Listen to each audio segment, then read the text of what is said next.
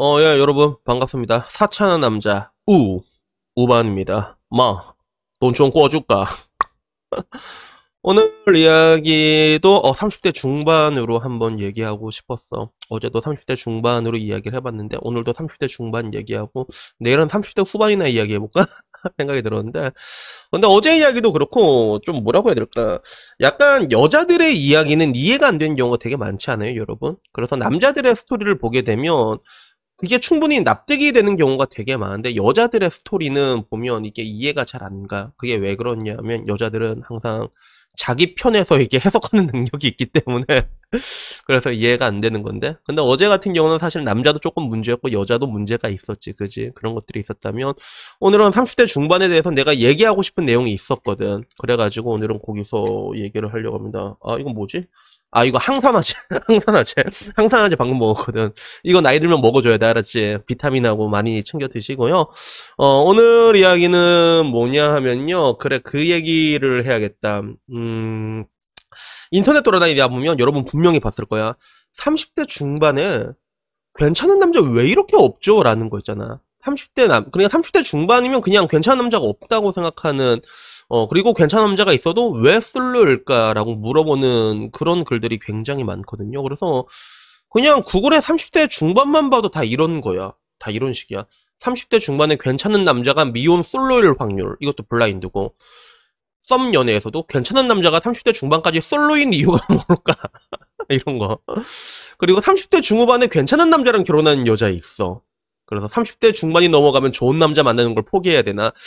약간 뭐라고 해야 될까? 여자들이 보는 그런 괜찮은 남자의 마지노선을 약간 30대 중반으로 두는 그런 글을 되게 많이 볼 수 있거든요. 그래서 빠를 때는 오히려 30대인데도 괜찮은 남자가 없다고 얘기하고 그런 게 있는데, 근데 왜 여자들은 왜 그렇게 자기네들 30대는 뭐 괜찮은 여자가 많은데 왜 남자는 없을까? 여기에 대해서 굉장히 많은 글들을 쓰더라고. 그래서 오늘은 여기에 대해서 이야기를 해보려고 합니다. 그래서 통상적으로 여자들이 말하는 의견, 왜 30대 중반에 괜찮은 남자는 없을까에 대해서 보면 공통적으로 나오는 얘기가 여러 가지가 있는데, 근데 그 중에서 가장 많이 나오는 얘기는 뭐냐면 이미 괜찮은 남자는 그 전에 간다라는 얘기가 제일 많이 나와요, 이게. 그래서 괜찮은 남자는 30대 중반이 되기 전에 간다. 이런 얘기가 엄청 많더라고. 그리고 뭐 여기에 대해서는 나도 옛날에 한번 얘기한 적이 있는데 저도 제 친구들 중에 한 6대4 정도로 6명 정도는 군대가 아니구나. 장가를 갔고 4명 정도는 이제 못 갔거든. 그래서 그 4명 중에서는 돈을 제법 잘 버는 애들이 있음에도 불구하고 군대도 못 간 애들이 있단 말이야. 근데 그 애들을 나란히 딱 앉아놓고 이렇게 쭈루룩 다 집단으로 보잖아. 집단으로 보게 되면 분명히 결혼한 애들 스탯이 좋아. 그거는 사실이야. 그래서 여기서 말하는 스탯이라는 거는 일단은 외적으로 애들이 확실히 일찍 간 애들이 좀 잘생긴 애들이 많고 잘생긴 키 큰 애들이 이상하게 그래. 이상한 애들 그런 애들이 제일 많고 그리고 뭐 이게 마인드적인 것도 좀 좋아. 그래서 내가 하나 확실하게 말할 수 있는 거는 잘생긴 애들이 좀 멘탈이 좋은 것 같아. 그래서 좀 약간 못생긴 애들은 그래서 상처 많이 받아서 그런지 그런 게 분명히 약간 그런 느낌은 있어. 그래서 여기 말하는 거는 다 그렇다는 얘기가 아니라 전체적으로 봤을 때 약간 그런 경향이 있다는 거지. 그러다 보니까 여자들이 말하는 괜찮은 남자들은 전부 다 다채 같다. 여기에 대해서는 뭐 충분히 공감할 수 있는 부분들이 있거든. 근데 내가 이걸 계속 보다 보니까 되게 재밌는 것들을 보게 됐어. 그게 뭐냐면 이거야.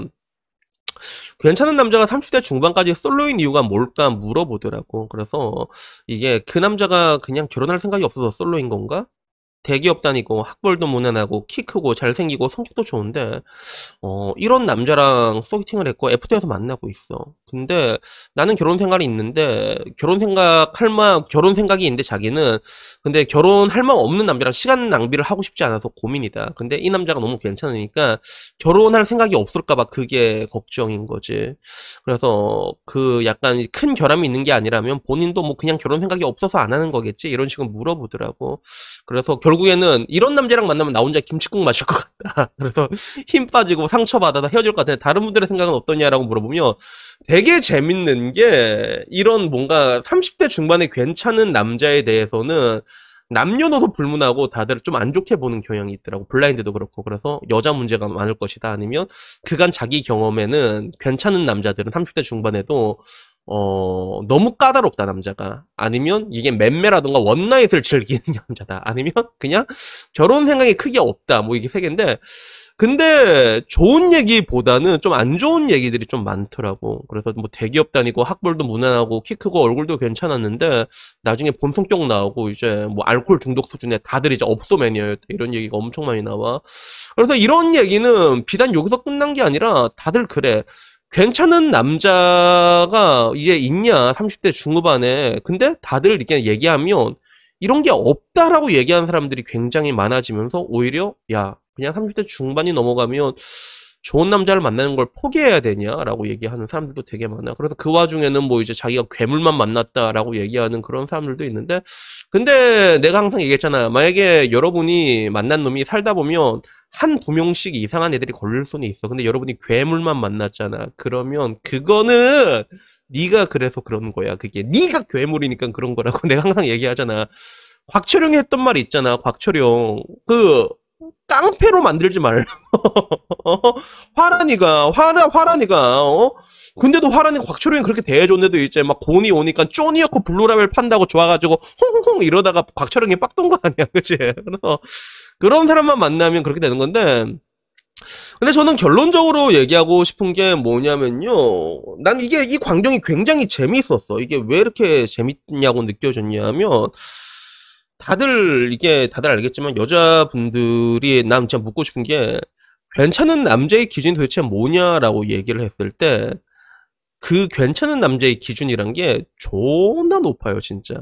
불가능한 수준이라니까, 솔직히 말해가지고. 그래서 요즘 같은 경우에 특히나 이제 자가라는 게 기본 옵션으로 들어가게 돼 있잖아.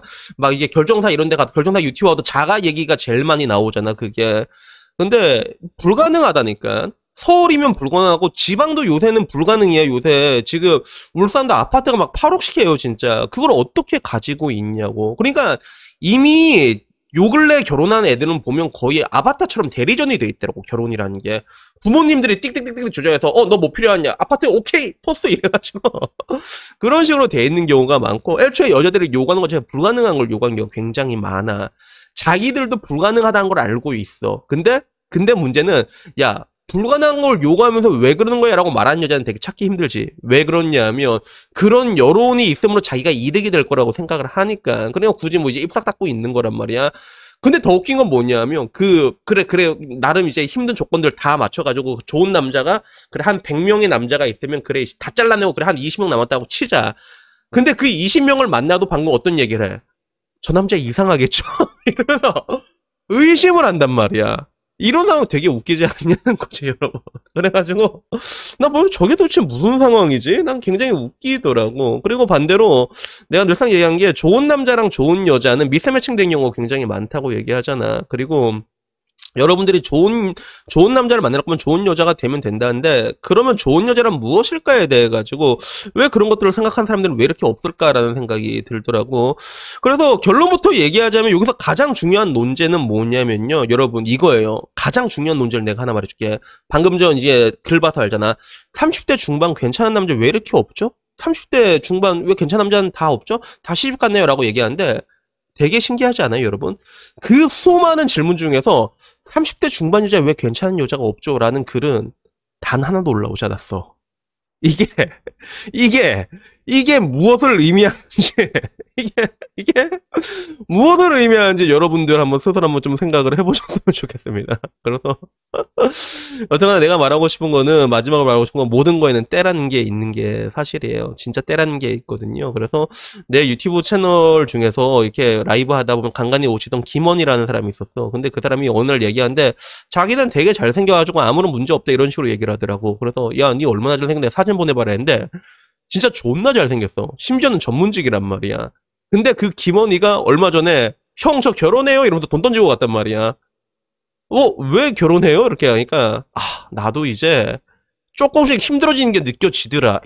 제 앞에 놓인 내리막이라는 게 이게 보이더라고요, 형님. 그래가지고 난 지금 가는 게 맞는 것 같아서 가더라고. 여러분 앞에 놓이는 그 내리막은 그러면 과연 언제부터 시작이었는지 한번 곰곰이 곱씹어볼 필요가 있지 않을까라는 말을 마지막으로 오늘 이야기를 마칠까 합니다. 여튼간에 오늘 이야기 여기까지고요. 30대 중반 이야기는 여기서 마치도록 하겠습니다. 이상입니다. 감사합니다.